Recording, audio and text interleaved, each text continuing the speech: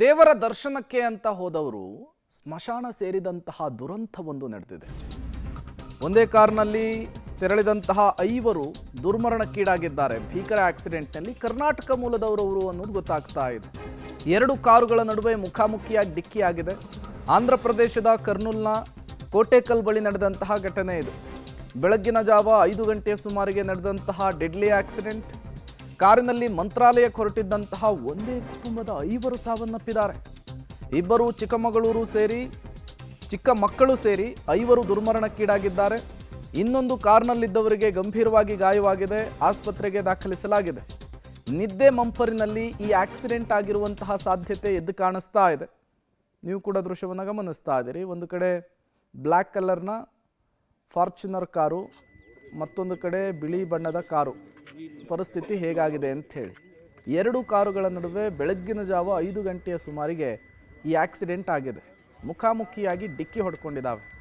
ಪರಿಣಾಮ ಬಿಳಿ ಬಣ್ಣದ ಕಾರು ಸಿಡಿದು ಬಿದ್ದಿದೆ. ಸಂಪೂರ್ಣವಾಗಿ ಅಪ್ಪಚ್ಚಿಯಾಗಿ ಹೋಗಿದೆ.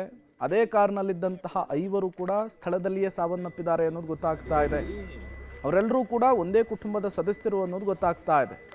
ಮಂತ್ರಾಲಯಕ್ಕೆ ಹೋಗ್ತಾ ಇದ್ರಂತೆ, ರಾಯರ ದರ್ಶನಕ್ಕೆ ಹೋಗ್ತಾ ಇದ್ರಂತೆ. ಈ ಸಂದರ್ಭದಲ್ಲಿ ದುರಂತ ಆಗಿದೆ. ಇದೇ ಕಾರ್ನಲ್ಲಿ 2 ಪುಟ್ಟ ಮಕ್ಕಳು ಕೂಡ ಇದ್ದರು. ಒಟ್ಟು 5 ಜನ ಪ್ರಯಾಣ ಮಾಡ್ತಾ ಇದ್ರು.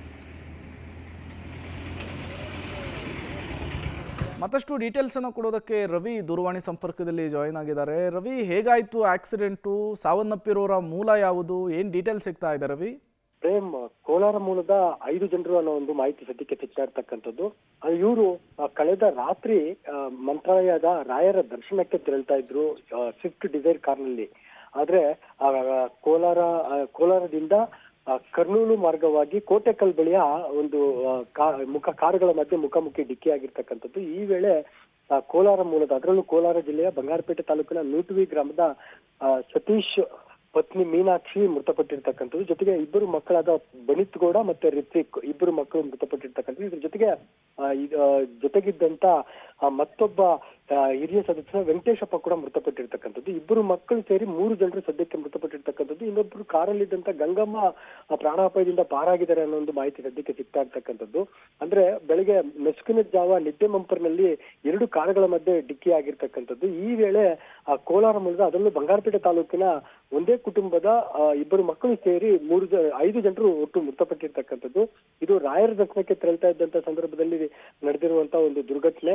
ಇದು ನಿಜಕ್ಕೂ ಈಗಾಗಲೇ ಕುಟುಂಬ ಸದಸ್ಯರು ಕೂಡ ಸ್ಥಳಕ್ಕೆ ದೌಡಾಯಿಸಿದ್ದಾರೆ. ಕೋಟೆಕಲ್ ಸಮೀಪ ಈ ಒಂದು ಘಟನೆ ನಡೆದಿರೋದ್ರಿಂದಾಗಿ ಈಗಾಗಲೇ ಇನ್ನು 4-5 ಗಂಟೆಗಳು ಅಲ್ಲಿ ಕ್ರಮಿಸೋದಕ್ಕೆ ಬೇಕಾಗುತ್ತೆ.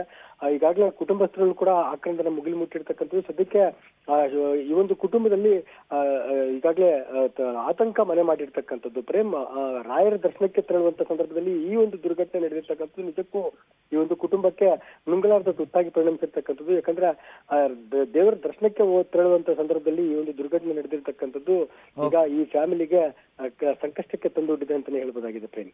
ಓಕೆ, ಥ್ಯಾಂಕ್ ಯು ರವಿ ತಮ್ಮೆಲ್ಲ ಮಾಹಿತಿಗಾಗಿ.